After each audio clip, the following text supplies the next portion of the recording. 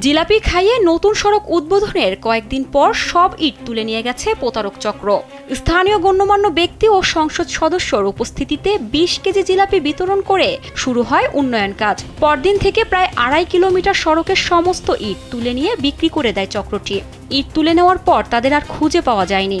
এমন অভিনব প্রতারণার ঘটনাটি ঘটেছে জামালপুর সদর উপজেলার রশিদপুর ইউনিয়নের গজারিয়াটা গ্রামে।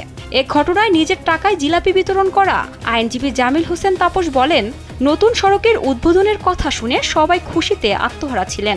এজন্য সবাইকে মিষ্টিমুখও করানো হয়। পরে জানতে পারেন তারা প্রতারণার শিকার হয়েছেন। স্যান্ডেলিনা সো, রূপচর্চায় আভিজাত্য। খুব দ্রুত এই রাস্তাটি উত্তোলন করে 12 ফুট চওড়া 3.5 কিলোমিটার লম্বা কার্পেটিং রাস্তা হবে। আমরা এই খুশিতে আত্মহারা ছিলাম। আমাদের মাননীয় সংসদ সদস্য এই রাস্তা উদ্বোধন করার জন্য এসেছিলেন। আমরাও সেখানে খুব উৎসাহ উদ্দীপনা নিয়ে 400-500 লোক উপস্থিত ছিলাম। আমরা রাস্তা উদ্বোধন করেছি, আমরা মিষ্টি খেয়েছি। এখন আমরা খুব দেখতে পাচ্ছি রাস্তার কাজ বাস্তবায়ন না হতে আমরা জানতে পারতেছি এই রাস্তার ইটগুলো নাকি অভিনব কায়দায় চুরি হয়ে গেছে। গেল মে মাসের ওই ঘটনার পর থেকে ইটের সোলিং থাকা রাস্তাটি এখন কাঁচামাটির রাস্তায় পরিণত হয়েছে। চূড়ান্ত পর্যায়ে পৌঁছেছে জনদুর্ভোগ।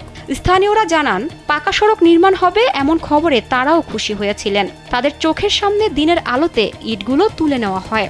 নতুন সড়কের আশায় তারাও বাধা দেননি। কিন্তু কয়েকদিন পর ইট সহ খোঁজ পাওয়া যায়নি প্রতারক চক্রটির। ইট নিয়ে যাবো পরে খোঁজ নিয়ে দেয় ইট নিয়ে গেছে গা বেগের কাছে আনা গানা শুনি যে আস্তা টেন্ডার হয়েছে ইট তুইলা লাইছে তো নাইঙ্গা লোক নাই যে আমি অমুক লোকের ধর্ম যেমন কিছু ইট তুইলা নিয়ে গেলেন গাকে বলবো তো ইট তুলে দিতাম না। আমরা এত কষ্টের মধ্যে পড়েছি, এত আজানের মধ্যে পড়েছি, ধান বেচা হয় না, কোনো কিছু করা হয় না, ধান ভাঙার হয় না। আমরা কত আজানের মধ্যে আছি।